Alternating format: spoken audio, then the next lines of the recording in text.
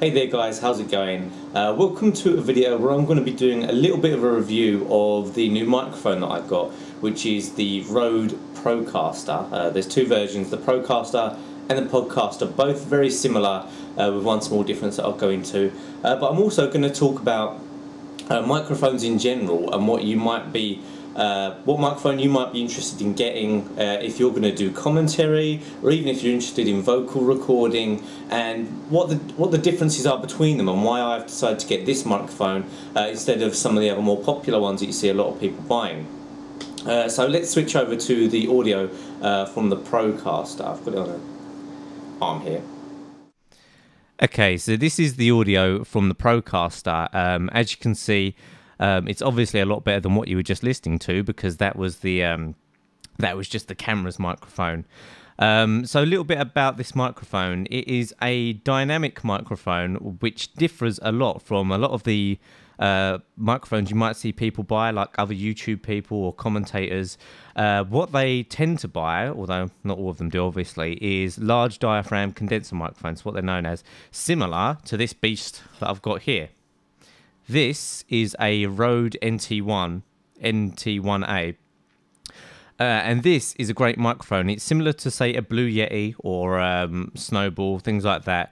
I don't know if you can see here, but I can see it. I don't think you can see in the camera. I don't know how well it shows through. But you can see it's like inside, it's a big circle.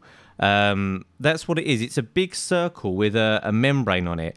And you get great quality out of these kind of microphones. The reason being, it has this really sensitive kind of membrane in. We're going to get a bit technical here. So if you're not into audio, you might be sidetracked a bit here. But it has a really sensitive membrane in which picks up all of the sound and all of the little bits of sound in the room. It's really sensitive, so that gives you great clarity. The downfall with this is they often have a large area of sound that they pick up. For example, with this kind of microphone, whether I was this far away or this far away or even quite a distance away, it would still pick me up quite well because it is so sensitive inside.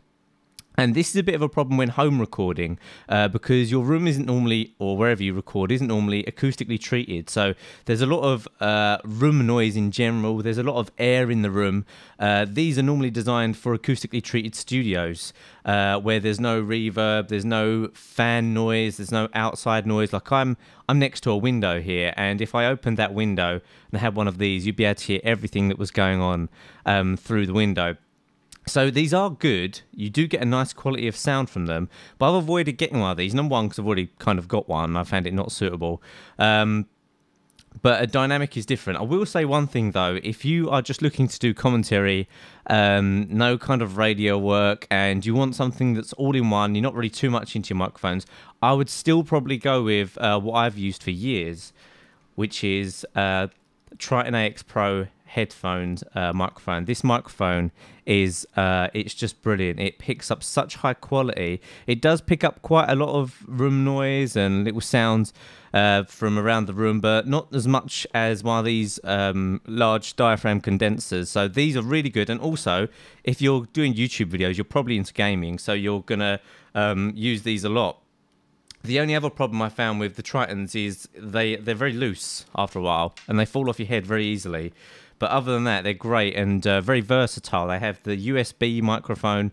That's how the microphone works via USB, and they also have digital input. Now, the other option, if you're going to do commentary, is possibly Astro A40s. Now, these headphones themselves... Oops, sorry. These headphones themselves are so comfortable, and I really like these headphones. But the microphone I've found not as good. It's actually a jack input microphone instead of a USB. And just in general, when I've used this microphone to try and record with, I don't get as nice sound as I do with the Tritons. So this is another option. So more about this microphone. Why have I chosen to get this one? You can see I've got it with an arm here, which is pretty cool. I don't know if you've got one of these. I recommend one of these if you do end up getting a microphone like this. They aren't that cheap. They're about £70 for the arm. But it looks real nice. Now, this microphone and the Podcaster are both dynamic microphones, which is different from this, which is a condenser microphone. And very basically, it means it doesn't have that kind of really sensitive membrane inside, which is why I can get quite close to it and talk quite loud into it, and it won't like start really playing up. And the idea behind those is very basically, it has like a coil inside, and it only picks up the sound once you push sound onto it. These large diaphragm mics are kind of waiting for the sound. They pick up everything. But these, it won't pick up sound unless you push sound onto it. So it doesn't pick up as much room noise. It doesn't pick up as many little sounds going on in the room because it's not as sensitive. But if you get a high quality one like this, you can still get a nice audio sound. So for example, if I back away from this microphone, it's gonna sound like I'm a million miles away. So if I just go this far away, I mean, you can see, you can hear even that you can barely hear me. But I'll come a bit closer. And okay, that might be a bit of an inconvenience if you actually don't want to sit next to your microphone. But if you're in a radio situation, you're just playing a game, it doesn't matter what it looks like. It's very good because that also means that anyone who's talking in the room, any other little sounds outside the room aren't really going to get picked up from this microphone. So this is the Rode Procaster. It actually has Xlr input. So if you don't have an Xlr input to go into your computer, then you'll have to get the Podcaster, which is USB, which you technically are meant to lose a little bit of the clarity and the silence in the microphone, because the USB connections go straight into your computer, and there's a lot of electrical noise in your computer with all the fans, the electrical signals. So sometimes that gets picked up, but you'll barely notice it if you're like not really an audio professional or anything. So the Podcaster is still a good idea. Luckily, because I used to do a lot of audio recording, I had an Xlr sound card, which is a Tascam US122, which allows you to go into that via USB, Xlr even, and then that goes USB into computer, which cuts out all the excess noise. However, I am having some issues recording when I'm live streaming with it only coming out of one ear. I've got to fix that, sort that out. Anyway, so I hope you enjoyed checking out the Procaster. If you've got any questions, oh, one more thing as well. This kind of microphone, as opposed to this, has a built-in pop filter, which means my P's and B's aren't going to sound like really poppy on your ear and when it records the sound. So that's quite a nice feature as well. So I really like this microphone. I'd say it's not a big step up from the Triton, if at all, to be honest, because the Triton is more versatile. That's what's so nice about that. But it does pick up more background noise. And where I sit, my fans are really loud on my PC. I'm right next to a window. I like having the window open sometimes on a busy road. So it's a good option for me. But I hope this little review of microphones gave you an idea of what you might buy. Blue Yetis and things like that are still good options if you do want to buy a microphone. I'd recommend the Podcaster Rode, as long as you know how to use it. Oh, I better say this as well. With these kind of microphones, you see it has this gold dot here. That means that you need to speak into it from here. And the pattern that it picks up, because on Blue Yetis and things, you get different patterns, which means where it picks the sound up from. So you get omnidirectional, which means all around it's picking sound up from, bidirectional, which is like 2 figure of 8s. And the one that they all use, I can't remember the name of, is where it's just like a heart shape, but mainly in the front. And that's what this one is. Some of them have switches, so you can change which kind of input it is.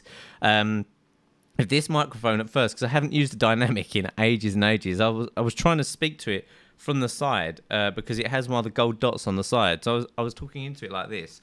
And as you can hear, this just isn't right. So if you do get one of these microphones, you need to talk into the end of it. But don't try and blow the air into it, because then you'll get like the p kind of problem. Either talk down to it, so ideally about this kind of distance, have your nose on it, that kind of thing, and you should be all right. So like I say, I hope you enjoyed the little talk through. I don't think there's anything else I could say about this microphone that you guys might need to know. But yeah, I really like it. I have got quite a few microphones now, but I am a bit of an audio geek.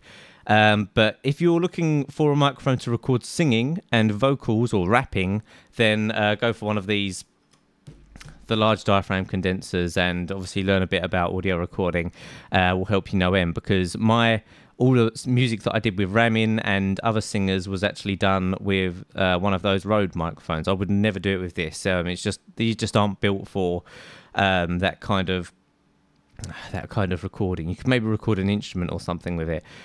So anyway, be sure to give the video a rating if it helped you out, and yeah, I'll see you guys soon.